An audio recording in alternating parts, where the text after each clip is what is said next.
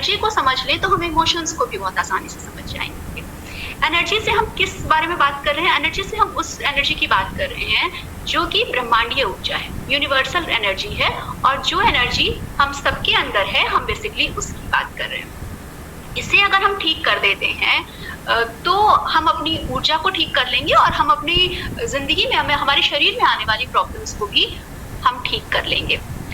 3 तरह के energy systems हैं जिनकी आज मैं आपसे यहाँ पर बात करूंगी। पहला है चक्रा एनर्जी सिस्टम। आप सब वाकिफ हैं, आप गुरुजी की क्लासेस कर रहे हैं, हम 7 चक्रों की बात कर ही रहे हैं, राइट। सो चक्रा एनर्जी सिस्टम जो है वो बेसिकली 7 चक्रों पर बेस्ड है। इन 7 चक्रों का अलग ऑर्गन है, अलग कलर है, अलग प्लेस है, और इमोशंस के साथ हर एक चक्र जो है अलग कनेक्टेड है। हर इमोशन के साथ हर चक्र अलग कनेक्टेड है। इस पूरे कॉन्सेप्ट के लिए हम इस तरह नहीं जाएंगे और आगे बढ़ेंगे, लेकिन आपके इमोशंस के साथ इनका एक प्लेस है और हर चक्र वहां से आपके एक इमोशन के साथ जुड़ता है। नेक्स्ट जो हमारा एनर्जी सिस्टम जिसकी हम बात करेंगे वो है हमारा ऑरा एनर्जी सिस्टम। गुरुजी ने पढ़ाया भी था, मैंने वो क्लास अटेंड की है, कि हमारे बॉडी के बाहर पे, पूरे पे, ये हमारा एक इलेक्ट्रॉनिक मैग्नेटिक फील्ड होता है, राइट। और ये 8 से 10 फीट का हर इंसान के अंदर होता है। हर इंसान के आउटर में, हमारे आउटर एरिया में, बॉडी के आउटर एरिया में एक इलेक्ट्रॉनिक मैग्नेटिक फील्ड है जिसे हम ऑरा कहते हैं, और ये 8 से 10 फीट का होता है। ये इतना प्रभावशाली होता है कि जब आप किसी से मिलते हैं तो आपको कभी लगता है ना कि आप अच्छा फील कर रहे हैं, किसी से मिलके आपको अच्छी एनर्जी आ रही है, किसी जगह पर आप बैठे हैं, आप अच्छा फील कर रहे हैं, आपको अच्छा लग रहा है। लेकिन कभी कभी आप किसी के साथ मिलते हैं, आपको लगता है कि यार कहाँ बैठ गए हम, मतलब ये जगह, वहां पे कुछ भी नहीं है, कोई आपसे बदतमीजी नहीं कर रहा है, कोई आपको परेशान नहीं कर रहा है, लेकिन फिर भी आपको लगता है कि यार ये जगह, इसकी वाइब्स अच्छी नहीं है, या इस इंसान के साथ मिलके मुझे अच्छा फील नहीं हो रहा, मुझे लग रहा है कि मेरी एनर्जी डाउन हो रही है।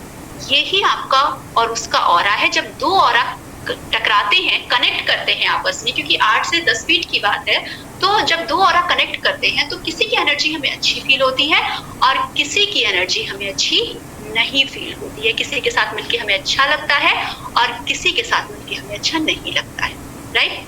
ये है ऑरा सिस्टम। तीसरा है हमारा, जिस पर आज हम बात भी करेंगे, मेरिडियन एनर्जी सिस्टम। ये क्या है? ये थोड़ा सा नया है। हमारे शरीर में बहुत पतली पतली बाल की तरह से, जैसे आपके बालों की लेंथ और विड्थ देख लें, इतनी पतली पतली सी धाराएं होती हैं। और ये आप जानते हैं कि आपको एनर्जी कहाँ से मिलती है? हमें एनर्जी मिलती है हमारे top of the heads, right. So यहाँ से जो एनर्जी आपको मिल रही है, आपके टॉप ऑफ द हेड से आपको एनर्जी जो मिल रही है, ये जो पतली पतली धाराएं आपके शरीर में हैं, ये उस मिलने वाली एनर्जी को आपकी पूरी बॉडी में सर्कुलेट करती है, आपकी पूरी बॉडी में पहुंचाती हैं। और अगर ये एनर्जी, ये जो धाराएं हैं, ये कहीं पर डिस्टर्ब हैं, तो फिर आप समझ लीजिए, आप बिल्कुल, बहुत अंडरस्टैंडिंग चीज है कि आपकी बॉडी में वो फ्लो नहीं बनेगा जो ये धाराएं पहुंचा रही थी, क्योंकि ये जब डिस्टर्ब हो गई तो वो फ्लो भी डिस्टर्ब हो गया, राइट। और कहते भी हैं कि energy is motion is equal to emotion. तो यानी कि अगर आपका इमोशन डिस्टर्ब है तो ये आपकी एनर्जी को डिस्टर्ब कर देगा, और जो अभी तक आप आराम से अपने बॉडी में वो एनर्जी ले रहे थे, वो एनर्जी फील कर रहे थे, वो एनर्जी आप नहीं फील कर पाएंगे, वो एनर्जी आप तक नहीं पहुंचेगी। और जब एनर्जी का फ्लो आपकी एनर्जी आपकी बॉडी में पूरी तरह से नहीं होगा, तो जाहिर सी बात है कि आप बीमार हो जाएंगे। ठीक, ये समझने की बात है। बहुत इंपॉर्टेंट रोल है इन धाराओं का, इन मेरिडियंस का हमारी बॉडी में। ठीक, दूसरी बात अब यहाँ पर ये उठती है कि भाई ये नेगेटिव इमोशंस, ये नेगेटिविटी हमारे अंदर क्रिएट क्यों होती है, जिसकी वजह से ये धाराएं प्रभावित होती हैं। ये नेगेटिव इमोशंस हमारे अंदर क्यों क्रिएट होते हैं और कैसे क्रिएट होते हैं, इसको समझने के लिए हम छोटी सी बात को एक समझेंगे। आप बहुत सारे लोगों से रिलेट भी कर पाएंगे। कई बार ऐसा होता है कि 7 साल की उम्र में, मान लीजिए 5 साल 7 साल की उम्र में किसी बच्चे को बुली किया, किसी ने परेशान किया। वो बच्चा जो है, वो एक दुर्घटना थी, 7 साल में हो गई, उसके साथ कुछ ट्रॉमा हुआ, वो एक उम्र गुजर गया। वो बच्चा अब ये 7 से 35 साल का, 40 साल का इंसान बन चुका है। वो पिछली बात हो गई, आज उसकी लाइफ में कोई प्रॉब्लम नहीं है, आज उसको कोई परेशान नहीं करता, आज उसको कोई बुली नहीं करता। मगर वो बच्चा, मतलब वो इंसान, जो बच्चा जो 40 साल का हो चुका है, वो अभी भी डरा हुआ है, फियर में है, उसके पास सब कुछ है लेकिन वो खुश नहीं है, अपने आप को ठीक तरह से एक्सप्रेस नहीं कर पा रहा है, अपनी बात को ठीक तरह से कह नहीं पा रहा है। स्टेज पर अगर अभी कभी उसे बोलने के लिए बोल दिया जाता है तो वो एक फियर फील करता है, उसके पैर कांपने लग जाते हैं। तो अब सोचने की बात ये है कि उसकी लाइफ में ये जो प्रॉब्लम आई, ये क्या वो 7 साल का जब वो बच्चा था, वो जो घटना उसके साथ घटी, वो प्रॉब्लम थी, या वो बात अगर उसने किसी से नहीं कही, उसको दबा दिया, या उससे कहा गया था कि तुमने किसी से कहा तो तुम्हारे लिए अच्छा नहीं होगा, तो वो बात उसने डर के मारे किसी से नहीं कही, वो उसका प्रॉब्लम था। या फिर आज जब वो 40 साल का हो चुका है, 35 साल का हो चुका है, तब वो उस चीज को फील कर रहा है, वो एक डर में है, एक भय में है, एक खुशी फील नहीं कर रहा वो अपने अंदर, अपने पास सब कुछ होते हुए भी, वो उसका प्रॉब्लम है। बताइए क्या हो सकती है उसकी प्रॉब्लम? वो घटना जो घटी जब वो 7 साल का था, उसके बीच में वो इमोशन जो उसके अंदर फॉर्म हुआ, उसने उसको किसी से कहा नहीं, किसी से बताया नहीं, या फिर आज वो बार बार उस बात को फील कर रहा है, या शायद उसे वो बात याद भी ना हो। तो क्या है जो उसे परेशान कर रहा है, या क्या है वजह उसके यहाँ तक पहुंचने की? इमोशंस, फियर ऑफ एक्सप्रेस, वो डर, प्रीति जी कह रही है वो डर।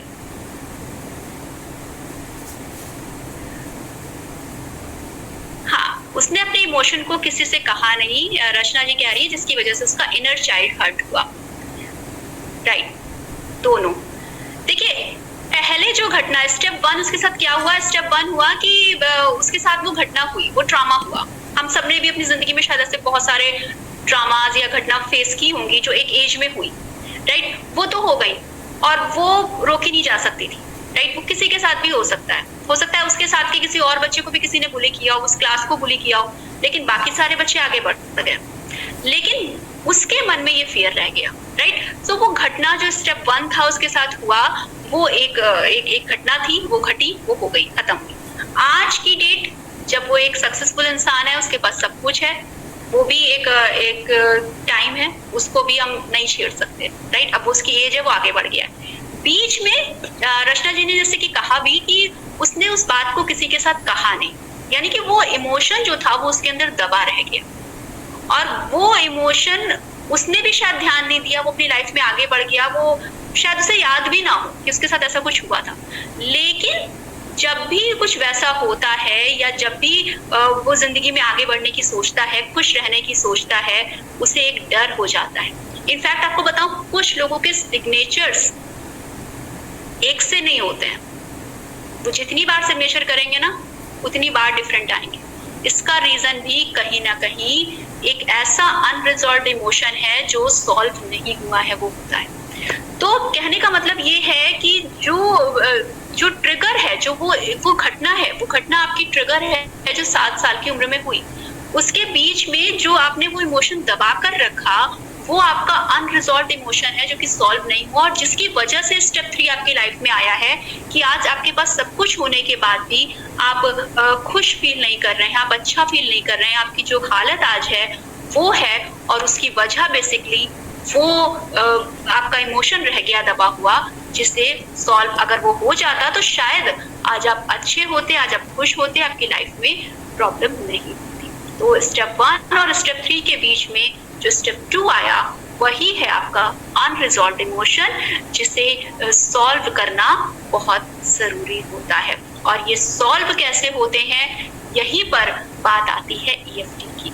EFT कैसे करें, EFT किस तरह से हमारी हेल्प करती है, ये बात अब यहाँ पर होती है। सो जैसा कि मैंने आपसे शुरुआत में कहा था कि EFT है इमोशनल फ्रीडम टेक्निक, जिसके फाउंडर थे गैरी ग्रेस। ये थेरेपी बेसिकली नेगेटिव इमोशंस को हील करने में, नेगेटिव इमोशंस को ठीक करने में ये थेरेपी बहुत हेल्पफुल है। बहुत जल्दी आप इससे हील फील करते हैं, और अगर आप इसे यूज करते हैं तो आप देखते हैं कि वो जो आपकी बीमारियां जो आप सालों से ट्राई कर रहे हैं डॉक्टर के यहाँ पर्चे ले करके जाके दवाइयां खा के जो सालों से ठीक नहीं हो रही थी, जो महीनों से ठीक नहीं हो रही थी, उन्हें कुछ घंटों या अगर वो पुरानी है तो आप कुछ महीनों में उन्हें बहुत जल्दी ठीक कर सकते हैं। बहुत ज्यादा आप उनसे हील हो सकते हैं, बहुत ज्यादा आप उस पेन को कम कर सकते हैं। और ईएफटी की मजेदार बात ये भी है कि ईएफटी में आप को कोई पेन नहीं होता है, कोई निडल नहीं हम चुभाते।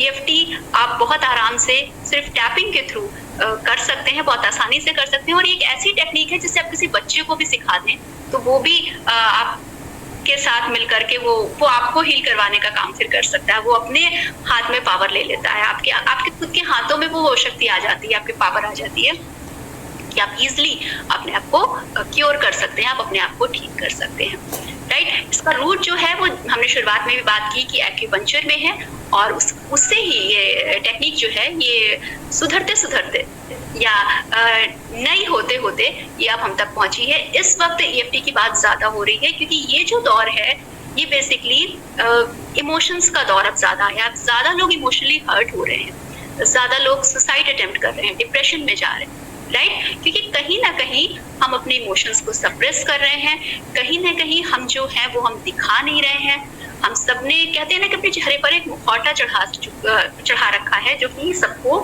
दिखाने के लिए है। वो उस मुखौटे के अंदर हम कहीं नहीं है बट वो सबके लिए चढ़ा हुआ है। आप आज फोटो क्लिक करते हैं, मैं बहुत छोटा सा एग्जांपल आपको दे रही हूँ यहाँ पर। आप फोटोज क्लिक करते हैं, आप जरूरी नहीं है कि जब आप वो डीपी लगा रहे हैं या जब आप वो फोटो क्लिक कर रहे हैं तब आप बहुत खुश हैं, बट आपकी फोटो अच्छी आनी चाहिए। आप इस बात का खास ध्यान रख रहे हैं। दिखावे पर हमारी जिंदगी ज्यादा टिक गई है इस बात के अलावा कि हम एक्चुअली क्या हैं, राइट। और जब दिखावा हो रहा है, जब हम लोगों के लिए जी रहे हैं, हम अपने लिए नहीं जी रहे हैं, लोगों का ध्यान रख रहे हैं, इसको बुरा ना लग जाए, उसको बुरा ना लग जाए, कहीं मेरा नुकसान ना हो जाए इसको बुरा लगने से, तो यही हमारे अपने लिए ही हम घातक चीज तैयार कर रहे हैं। हमें लग रहा है कि हमारे ये करियर को ग्रोथ दे रहा है बट कहीं नहीं दे रहा, क्योंकि जब आप खुद ही बीमार हो जाएंगे तो आपका करियर आप क्या करेंगे, राइट। सो इमोशंस का जो ये दौर शुरू हुआ है, इमोशंस हमारे हर्ट हो रहे हैं, हमारे इमोशन अनरिजॉल्व रह रहे हैं, इसलिए हम ईएफटी की बात ज्यादा करते हैं। और इस टेक्निक से सबसे अच्छी बात है कि आपको कोई पेन नहीं होता है, कोई दर्द नहीं होता है। कुछ ही मिनटों में आप अपने फिजिकल, इमोशनल और मेंटल इश्यूज को आप आसानी से सॉल्व कर सकते हैं, आप आसानी से उन्हें मिटा सकते हैं। तो करना जरूर चाहेंगे आप ईएफटी की एक्सरसाइज, राइट। ईएफटी करने से पहले आपको कुछ चीजें एक्सरसाइज जरूर करेंगे, लेकिन कुछ चीजें हम आपको बता देते हैं कि ईएफटी हम करते कैसे हैं, ताकि आप मेरे साथ साथ अभी यहाँ पर कर देखेंगे। हाँ जी, आप मेरे साथ यहाँ पर कर देखेंगे तो आपको मजा भी आएगा और आप अभी चेक कर पाएंगे कि ईएफटी वाकई आपके लिए है कि नहीं है, राइट। सो अभी जब हम एक्सरसाइज शुरू करेंगे, आपके आज हम सांसों पर काम करेंगे, क्योंकि अभी हमको नहीं पता है ठीक से कि हम ईएफटी को किस तरह से यूज करेंगे। यहाँ पर इस टाइम में हम सिर्फ अपनी ब्रीथ पर काम करेंगे, अपनी सांसों पर काम करेंगे और देखेंगे कि क्या ईएफटी वाकई वर्क करती है कि नहीं करती, राइट। सो ईएफटी को शुरू करने से पहले, एक्सरसाइज करने से पहले मैं कुछ चीजें बता रही हूँ। आपके पास अगर पेन और पेपर है तो आप उसे नोट डाउन कर लें, ताकि जब हम शुरू करें तो आपको प्रॉब्लम ना हो। सबसे पहले हम दो तीन डीप ब्रेथ लेंगे, राइट, क्योंकि हम सांसों पर वर्क करेंगे, सांसों की एक्सरसाइज है ये। तो आप चेक करेंगे जब आप 2-3 बार डीप ब्रेथ करेंगे। डीप ब्रीदिंग हम करते नहीं आजकल, है ना। और जैसा कि गुरुजी कहते हैं अपनी क्लासेस में कि जब तक शरीर है, जब तक सांसें हैं तब तक शरीर है, उसके बाद तो सिर्फ डेड बॉडी है। और ये बात सच में मेरी फेवरेट बात है, ये बन भी गई है अब, और पहले से भी मुझे लगता था कि जब तक जितनी इंपॉर्टेंट चीज है हमारी सांसें हैं, जब तक है तब तक सब सही है, और जब ये नहीं है तो खेल खत्म, है ना। और हमारी सांसों पर ही हमने आज तक ध्यान नहीं दिया है, वो चलती रहती है, हमको उनसे कोई मतलब नहीं है। अब जो लोग प्राणायाम कर रहे हैं वो तो ध्यान दे रहे हैं, फिर भी दे रहे हैं, शायद दिलाया जा रहा है, लेकिन वैसे आप दिन भर में कितनी सांसें ले रहे हैं, कहाँ आ रही हैं, कहाँ जा रही हैं, इस बात से आपको कोई मतलब नहीं होता। और सबसे इम्पोर्टेंट चीज ये है कि खड़े खड़े अगर आपकी सांस रुक जाए तो आपकी सारी कहानी वहीं खत्म हो जाती है, राइट। सो 2-3 डीप ब्रीथ आप देंगे और उसके बाद आप ये चेक करेंगे कि आपकी सांस कहाँ तक जा रही है। अब ईएफटी में हम ये चेक करते हैं कि अगर आपकी सांस गले पर रुक रही है, 0 to 10 का इसका स्कोर होता है, राइट। सो अगर आप सांस ले रहे हो और आपकी सांस गले पर ही रुक जा रही है, दैट मीन्स आप अपने आप को 0 मार्क करोगे, राइट। और अगर आप डीप ब्रीथ कर रहे हो और आपकी सांस नेवल तक जा रही है, नाभि तक जा रही है, तो आप अपने आप को 10 पॉइंट दोगे। बीच में अगर आपकी सांस रुक रही है, मतलब चेस्ट तक जा रही है, तो आपका पॉइंट जो है वो कौन सा होगा?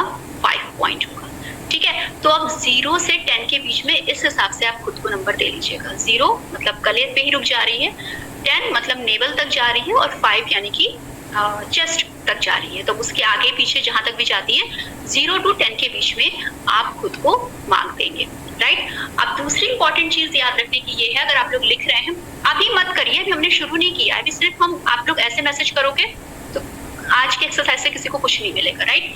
अभी मैं बोलूंगी आपको, यहाँ पर लिखने के लिए भी बोलूंगी, तब आप लिखिएगा प्लीज, ठीक है।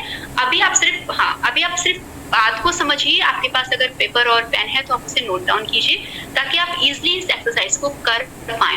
वरना फिर आप पूछेंगे, जब मैं बताऊंगी तो बाकी कर रहे होंगे और आप बोलोगे कि मैम अब लेफ्ट जाना है कि राइट जाना है, मैम कहाँ पर टैप करना है। इसलिए आराम से आप पेपर पेन लेकर के आप नोट डाउन कर लीजिए, ताकि आप इजिली मैं बोलती जाऊं और आप फटाफट अपनी कॉपी में देख करके, नेवल से नीचे तक जा रही है तब तो आप 10 पर हैं, आप तो बहुत बढ़िया हैं, ठीक है। तो चलिए, फिलहाल जो लोग राइटी हैं वो लेफ्ट हैंड से टैपिंग करेंगे, ध्यान से सुनिएगा। जो लोग राइटी हैं वो लेफ्ट हैंड से टैपिंग करेंगे, और जो लेफ्टी हैं वो राइट हैंड से टैपिंग करेंगे, ठीक है। इसलिए कह रही हूँ कि नोट डाउन कर लीजिए। आप बार बार पूछेंगे तो एक्सरसाइज के बीच में मैं किसी को नहीं बताऊंगी बिल्कुल भी कि कौन सा हाथ कहाँ यूज करना है, कौन से हाथ से कहाँ पर टैप करना है। आप नोट डाउन रखेंगे तो मैं बताती जाऊंगी, आप फटाफट से करते जाएंगे। अब इम्पॉर्टेंट चीज, मुट्ठी जब आप बंद करते हैं, राइट, तो ये जो उभरा हुआ हिस्सा आता है, कि सबको दिख रहा होगा, ये वाला हिस्सा जो हमारा है, इस पर हम टैप करेंगे। इसे हम बोलते हैं कौन सा पॉइंट? Karate chop point. कौन सा पॉइंट बोलते हैं? Karate chop point, right. फिर आते हैं हम हमारी आईब्रोज पर। ये जो हमारा पॉइंट है दोनों आईब्रोज के बीच में, ये है आपका पॉइंट, ये पहला पॉइंट। क्योंकि यहाँ पर आप अफर्मेशंस देंगे, यहाँ पर अभी हम लोग जब करेंगे एक्सरसाइज, तो यहाँ पर आप जो सेंटेंसेस में बोलूंगी उसे रिपीट करेंगे, राइट। फिर आपको पहला पॉइंट मिलता है ये पॉइंट, ठीक है, आपकी दोनों आईब्रोज के बीच में। मैं चश्मा निकाल देती हूँ तो शायद आपको आसानी से दिखेगा, बस मुझे ही नहीं दिखेगा। उसके बाद में नेक्स्ट पॉइंट आपका आता है ये वाला पॉइंट, जब आपकी आईब्रोज खत्म होती है, तो चाहे आप इधर से कर रहे हैं चाहे इधर से कर रहे हैं, ये सेकेंड पॉइंट है। फिर आपकी आंखों के नीचे ये जो गड्ढे हैं ना, यहाँ पर जो उभरा वाला पॉइंट है, ये आपका थर्ड पॉइंट, राइट। देन आपका फोर्थ पॉइंट मिलता है आपके ये नाक के नीचे, आपकी नाक के नीचे ये जो ब्रिज है ना, लिप्स और नोज के बीच का ब्रिज, ये है आपका नेक्स्ट पॉइंट, ठीक है। फिर लिप्स और आपकी चेन के बीच में जो गड्ढा है, ये गड्ढा, ये आपका उसके बाद वाला पॉइंट है, ठीक है। ये लिप्स और नेक के बीच का गड्ढा जहां पर आएगा, ध्यान रखिएगा, वो आपका नेक्स्ट पॉइंट है। फिर मैं थोड़ा सा पीछे हो जाती हूँ ताकि आपको आराम से दिखे। आपके गले पर ये जो गड्ढा आता है, राइट, ये इससे 2 इंच नीचे आप आओगे, 2 इंच नीचे। जो राइटी हैं वो लेफ्ट की तरफ जाएंगे और जो लेफ्टी हैं वो राइट की तरफ जाएंगे। यहाँ पर आपको मिलता है आपका नेक्स्ट पॉइंट। यहाँ पर ये आगे पीछे हो सकता है, इसलिए टैपिंग आप 4 हाथ से करेंगे, ताकि अगर आगे पीछे भी होगा टैप करेंगे तब मैं आपको बताऊंगी शुरुआत से ही, ठीक है। तो यहाँ पर आपके आगे पीछे हो सकता है, यहाँ पर आप 4 हाथों से करेंगे। नेक्स्ट पॉइंट, आप जब अपना हाथ उठाओगे, आपके अंडर आर्म के नीचे 4 इंच नीचे आपको मिलता है आपका नेक्स्ट पॉइंट। अंडर आर्म्स के 4 इंच नीचे आएंगे आप, ठीक है। यहाँ पर भी आप 4 हाथों से करेंगे, मतलब 4 उंगलियों से करेंगे, ताकि आपका आगे पीछे का जो भी पॉइंट हो वो आप मिस ना करें, वो आपको मिल जाए। और last but not the least, आपका टॉप ऑफ द हेड, ये वाला पॉइंट, ठीक है। यहाँ पर टैपिंग करेंगे, ओके। सबको क्लियर हो गया होगा आई गेस। मैं फिर से बता देती हूँ, आप लोग फिर से नोट कर लीजिए, ठीक है। सबसे पहला पॉइंट आपका ये है, जब आप मुट्ठी को बंद करेंगे, ये हमारा कहलाता है कराटे चॉप पॉइंट, ठीक है। इस पर हम 3 फिंगर से या 2 फिंगर से हम टैप करते हैं। ये हम एफर्मेशन, अभी हम एक्सरसाइज पूरी करेंगे, उसके लिए परेशान मत होइएगा, मैम कैसे करते हैं कैसे नहीं, वो सब बताऊंगी, ठीक ठीक है। तो सबसे पहले तो शुरुआत में मैंने बताया था कि जो लेफ्टी हैं वो राइट हैंड से करेंगे, जो राइटी हैं वो लेफ्ट हैंड से करेंगे, पहली बात। दूसरी बात ये है आपका अफर्मेशन पॉइंट, इसमें आप अफर्म करेंगे अपना जो भी प्रॉब्लम है उसको। अभी हम अपनी सांसों को कर रहे हैं तो हम उसके लिए करेंगे, राइट। फिर आपको पहला पॉइंट मिलता है आपके आईब्रोज के बीच में, ये वाला पॉइंट, ठीक है। उसके बाद आपकी आईब्रोज की आंखों के नीचे साइड, सॉरी आईब्रोज के साइड में ये है पॉइंट, ठीक है। दोनों आईब्रोज जहाँ पे खत्म होती हैं ये पॉइंट है। देन आपकी आंखों के नीचे जो गड्ढे हैं, जो उभरा वाला हिस्सा है ना, ये आपका नेक्स्ट पॉइंट है, ये, ठीक है, ये हो गया। देन आपका नोज और लिप्स का जो ब्रिज है, ये ब्रिज है ना, ये आपका नेक्स्ट पॉइंट है, राइट। देन आपके लिप्स और आपके चिन के बीच में जो गड्ढा बनता है, ये आपका नेक्स्ट पॉइंट होगा। फिर आपका गले की जो गले का गड्ढा है, देखिए आप शायद देखा होगा, गले का गड्ढा जो है ये, इससे आप 2 इंच और नीचे आओगे, और जो लेफ्ट में है वो राइट में, जो लेफ्टी है वो राइट में, और जो राइटी है वो लेफ्ट में जाएंगे। और यहाँ पर आप 4 उंगलियों से टैप करेंगे, ताकि अगर आपका पॉइंट आगे पीछे होता है तो वो नेक्स्ट आपका पॉइंट मैंने बताया था, आप हाथ उठाते हो तो अंडर आर्म्स के 4 इंच नीचे आपको पॉइंट मिलता है, 4 इंच नीचे, और यहाँ पर भी आप 4 उंगलियों से टैप करते हैं, राइट। और लास्ट पॉइंट आपका है आपका हेड, ठीक है जी। अब किसी को कोई प्रॉब्लम नहीं होनी चाहिए। तो चलिए अब हम स्टार्ट करें एक्सरसाइज। सब लोग रेडी हैं? किसी को कोई प्रॉब्लम? सबसे पहले 2-3 डीप ब्रेथ लेंगे, 2 से 3 डीप ब्रेथ खुद से लेंगे आप। और आपका जो भी स्कोर आ रहा है, जो 0 से 10 के बीच में हमने डिसाइड किया था, उस स्कोर को आप चैट बॉक्स में लिख देंगे।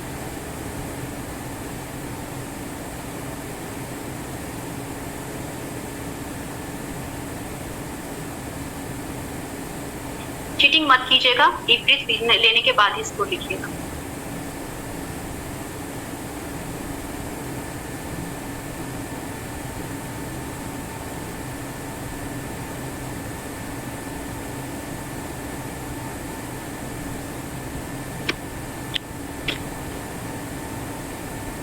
बहुत सारे लोगों का 10 और 10+ है, वेरी गुड।